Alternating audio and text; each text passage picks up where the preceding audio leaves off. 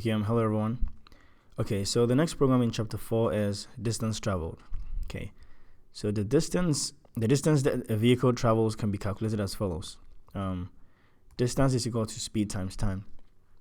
For example, if a train travels 40 miles per hour for 3 hours, the distance traveled is 120 miles. Write a program that asks for the speed of a vehicle in miles per hour and the number of hours it has traveled. It should use a loop to display the distance a vehicle has traveled for each hour of a time period specified by the user. For example, if a vehicle is traveling at 40 miles per hour for a 3-hour time period, it should display a report similar to the one that follows. So like this. So, and it's giving us an input validation here. So the user is going to enter, the program is going to ask the user to enter over here. Okay, it's going to ask the user to enter the speed of a vehicle in miles per hour. So the user is going to type, let's say, 40 miles per hour.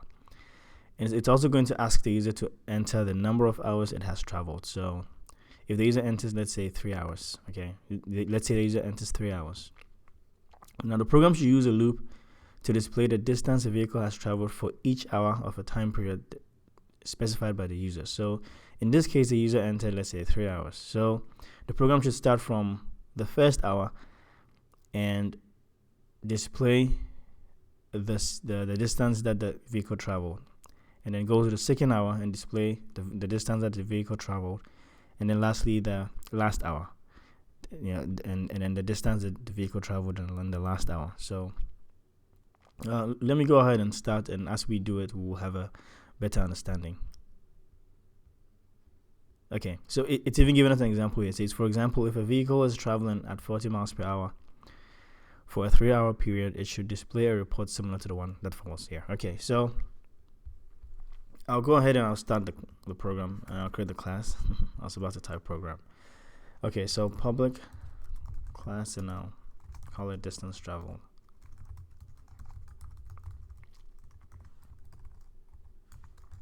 I'll create the main method.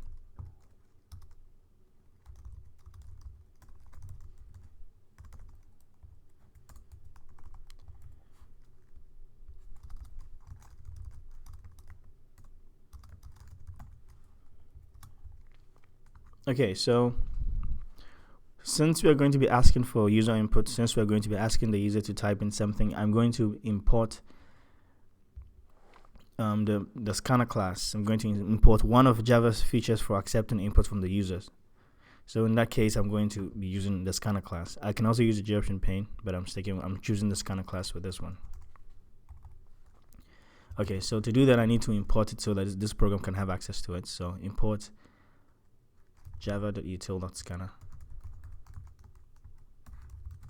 Okay, and once I've imported the scanner class, I need to create a scanner object so that I can use it. So I'm going to create a scanner object. I'm going to call it scanner. I'll create a new scanner object, and I'll pass in system.in, which is basically a method that's going to accept input from the keyboard, byte info from the keyboard, and then connect it with the scanner object. Okay, so now the question says we should write a program that asks for the speed of a vehicle in miles per hour. So let's go ahead and do that. Let's ask for the speed of the vehicle in miles per hour. So system.out.println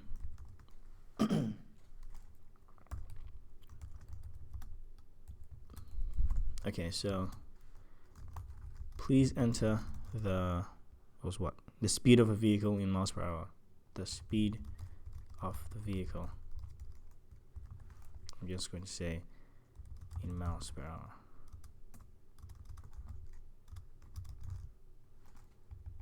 Okay. All right. Maybe I should close this. All right.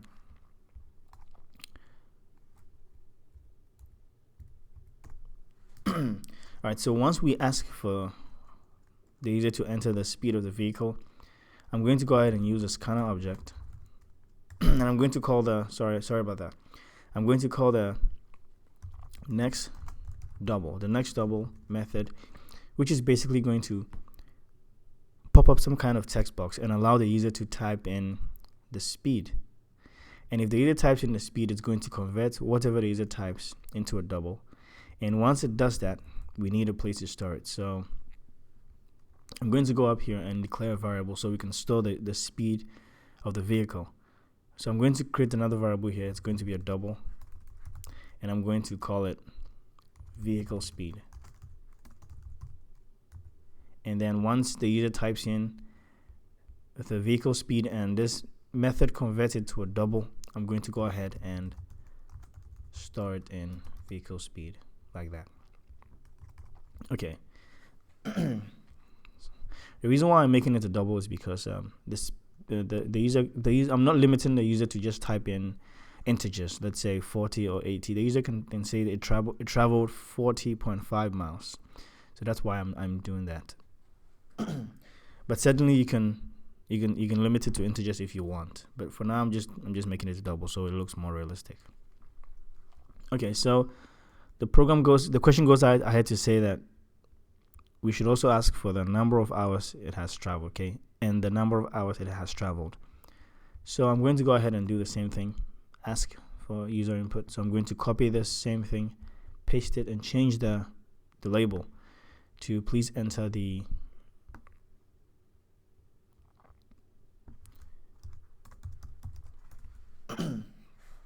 please enter the number of hours the vehicle has traveled.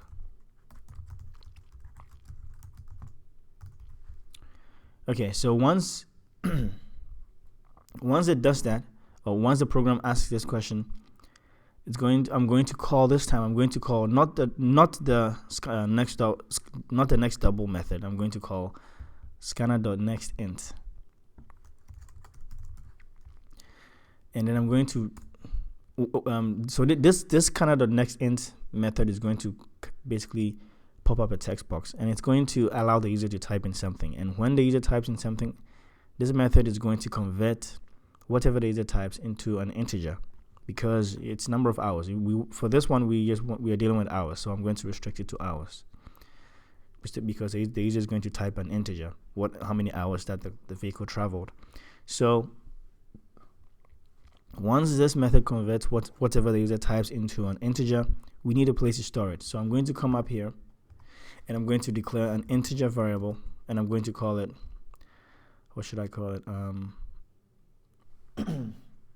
Time traveled. I'm going to call it time traveled. And once this method converts whatever the user types into an integer, I'm going to go ahead and store time traveled.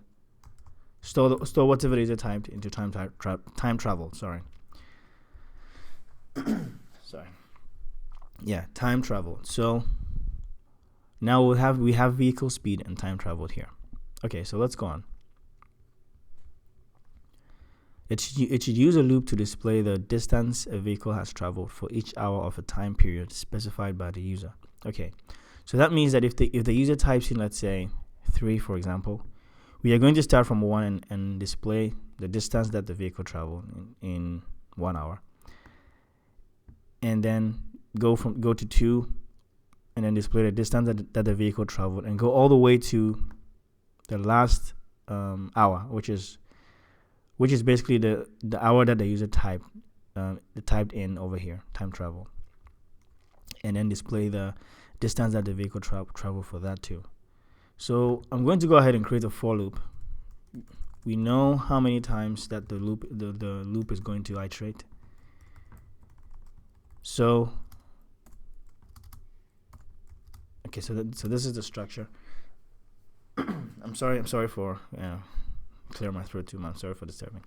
Okay, so we know how many times the loop is going to iterate, because that's going to be time travel. That's going to be so it's going to, if the user types in 3, the loop is going to iterate 3 times. So because we're going to start from 1, go to 2, and then go to 3. Okay, so I'm going to create a variable in here and say for int hour. Okay, hour is equal to 1, because that's where we are starting. I'm creating a variable, I'm initializing it to 1. That's where we're starting. I'm saying as long as hour is less than or equal to time traveled. Okay, as long as it's less than or equal to, if the user types in 3, as long as 1 is less than or equal to 3, do whatever we're going to type here, and then it's going to go ahead and add 1 to hour. Okay, so what's going to happen is this: we're initializing the hour to 1. As long as the hour is less than or equal to time traveled, do what's in this loop, and after that, before you go back and check this condition again, add 1 to hour. So next time this loop iterates and gets here, it's going to compare. It's going to add 1 to hour, so hour is going to be 2, and say, assuming the user typed in 3 for time travel, it's going to say now 2. As long as is 2 less than or equal to time travel, the answer is going to be yes. So it's going to go ahead and do whatever it's here, add 1 to hour, come back and check again. Now it's 3 less than or equal to time travel. Let's say the user typed in 3. So it's 3 less than or equal to 3. Yes. So it's going to go ahead and do whatever it's in here, add 1 to hour, and come all the way back again. Now the next time hour gets here, it's going to be, is 4 less than or equal to time travel? No. So in this case, it's going to exit out of the loop and continue whatever statement is down below. I hope you have an understanding of that. Okay. So that's what we're doing. So in every case, if this condition, as long as this condition is true, we are starting from 1 to whatever number the user typed in for time travel. If that's the case, what we want to do is we want to go ahead and display, the hour, okay, and then the hour times the distance, times the time traveled, okay. Let's see. I'm sorry, not hour times time travel. I'm so sorry. That's not it. We are going to, in each case, we're going to multiply the hour times the vehicle speed, okay, vehicle speed. All right, vehicle speed. Because if the vehicle is going at a constant speed, in 1 hour, if it's going at a constant speed of, let's say, 40 miles per hour, then we know that the distance traveled is going to be it's going to be a fixed number. Okay, so for example, for example, if the user types in, let's use this example as an example. If the user types in, let's say, 40 miles per hour, okay, for the distance traveled.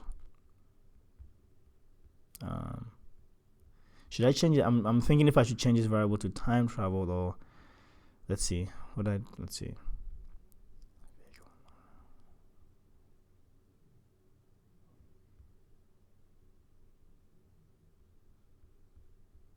Okay, vehicle speed is going to be here.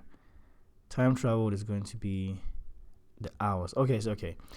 All right, so I don't want to confuse anyone. Okay, so for example, this time travel is going to hold a number of hours. Okay, a number of hours, and vehicle speed is going to hold the speed of the vehicle. Okay, so to clear it out, in this loop, what's going to happen is this: each time we want to go ahead and display the hour, which is going to be this variable I've declared in the loop. Okay, and then the distance traveled. In this case, it's going to be the vehicle speed. Okay, the vehicle speed. This is just a variable that I maybe I should change it to something else. Maybe I should change it to it doesn't matter because it's in miles per hour. So vehicle speed is going to be how many miles. It's going to be a constant speed that the vehicle is traveling in. So in this case, we are going to multiply the first hour, which is 1 times the vehicle speed, which is going to be, if the user typed in, let's say 40, it is going to be 40. All right, and then we're going to add 1, increment hour by 1, so hour is going to be 2, and then we're going to go ahead and multiply the vehicle speed, okay, times 2, because if the vehicle is going at a constant speed, then if the first hour is 40 miles per hour, then the second hour is going to be twice that number because it's going at a constant speed. So if it goes 40 in 1 hour, then it's going to go double in 2 hours, and it's going to go triple in 3 hours. So in each case, we're going to be displaying hour. It's going to be incremented by 1 each iteration, and then we're going to be displaying the vehicle speed, okay, that the user entered, times the hour, times 2, okay, times 3. So 40 times 2, 80. 40 times 3, 120. I'm sorry for the confusion. I think the variable names and the idea behind the program can get confusing. Vehicle speed was what the user typed. Okay, the car will be going at a constant speed. So that's why I wanted to be. I didn't want you guys to be confused. I think I'm talking too fast. I didn't want you guys to be confused with the names. I hope you have a clear understanding of it. So that's why I was explaining it. But again, if I confuse anyone, please comment down below, and I'll respond with an explanation.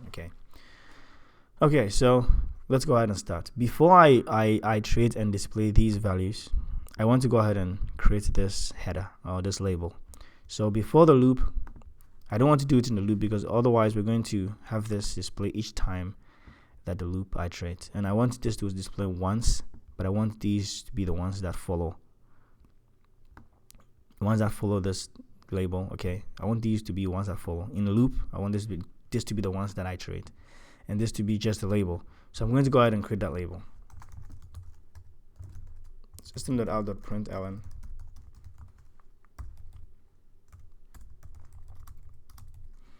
And I'm going to first type in hour, and then I'm going to go ahead and create this space, which is just a tab.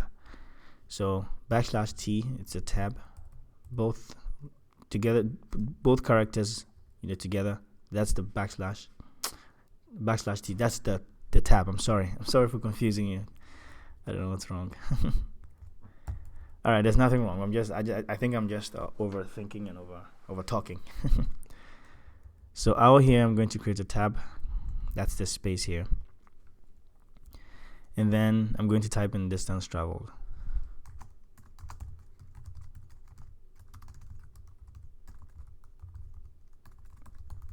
And then the line breaks, so I'm going to the next line. So I'm going to create a new line character.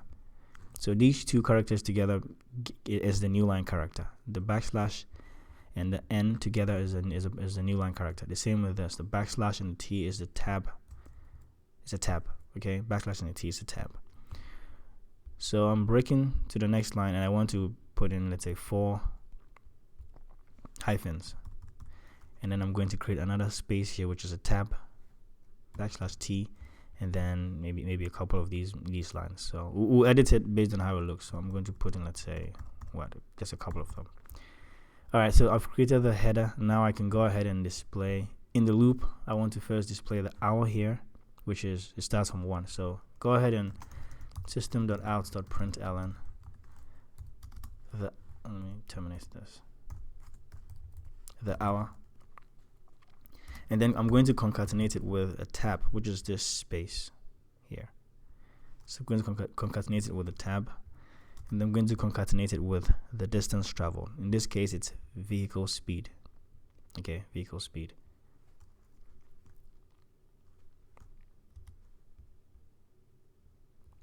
Okay. So in order to actually make it clear, so that you don't get confused with the vehicle speed, and I'm going to go ahead and do this in the loop itself.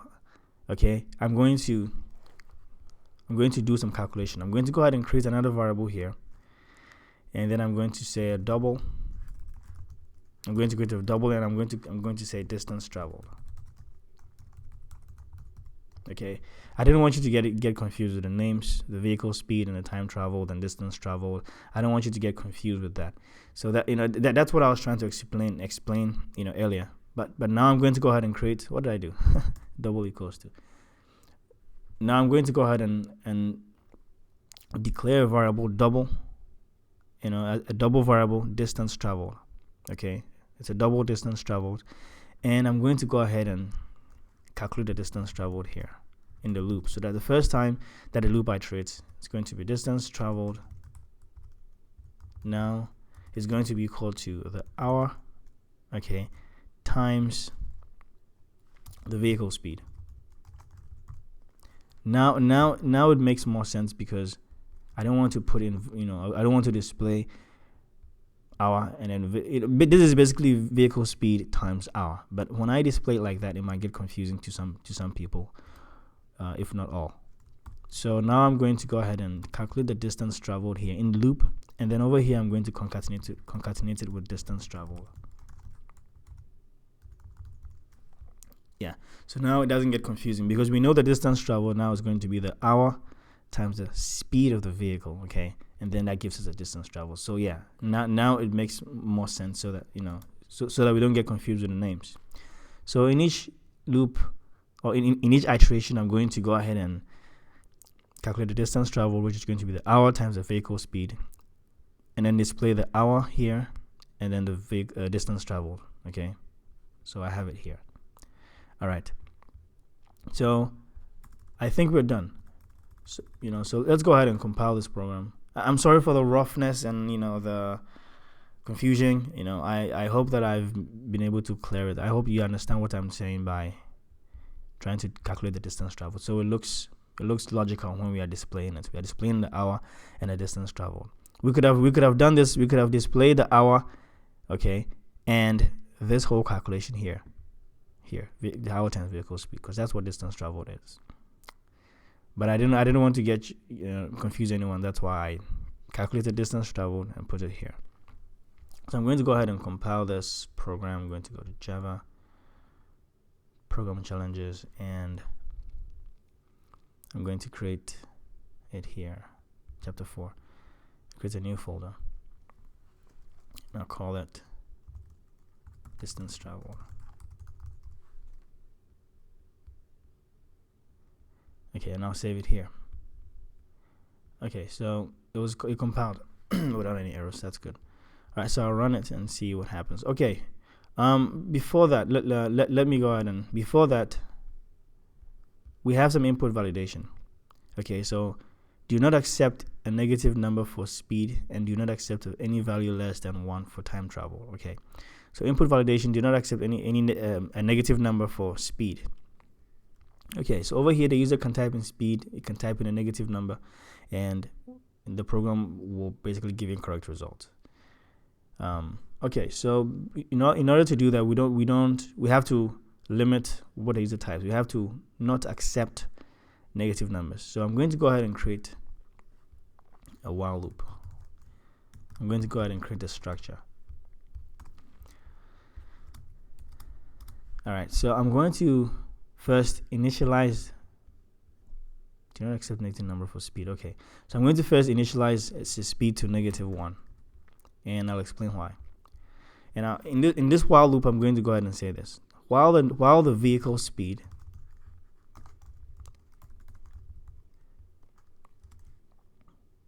is less than 0. Okay, anything less than 0 is negative.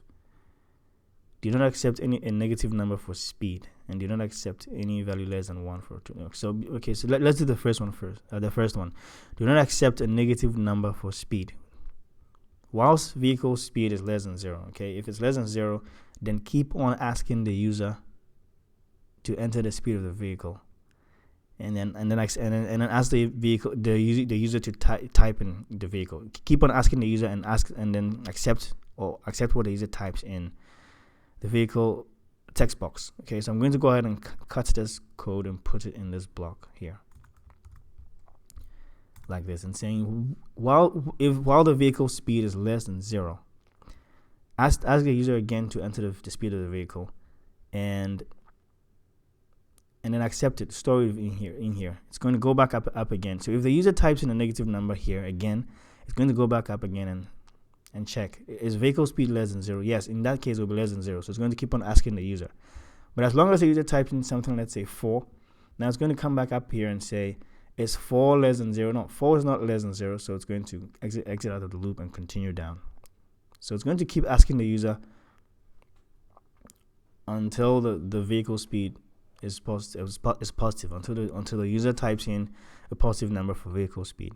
Now I initialized the vehicle speed to -1 initially, so that this while loop can run, so that the code, interpreter, so that the program can enter this while loop. Okay, so I'm setting it to -1 initially, so that while vehicle speed is less than 0, while -1 is less than 0, yes, in this case -1 is less than 0, ask the user. And then if the user types in a positive number, it's going to come back and ask again. If the user types in, let's say 3, it's going to say, is 3 less than 0? And in this case, it's going to be no. So it's going to exit out of the loop and continue down. Okay. All right. So I hope you understand. The same thing for this one. Let's see. It says you do not accept a negative number for speed. We've done that. And do not accept any value less than 1 for time traveled. Any value less than 1. So I'm going to go ahead and initialize time traveled to any number less than 1. So in this case, 0. 0 is less than 1. And I'm going to say, let me first create a while loop here. While time traveled is less than 1, okay, because that's what the program is saying. Do not accept any number or any value less than 1. So whilst time traveled is less than 1, in this case it's less than 1 here. So whatever is in this while loop will run. So while time traveled is less than 1, keep asking the user for time traveled. Let me undo it and explain. Keep asking the user for time traveled and accept. Allow the user to type in something else, and then check again. So while time traveled is less than 1, keep asking the user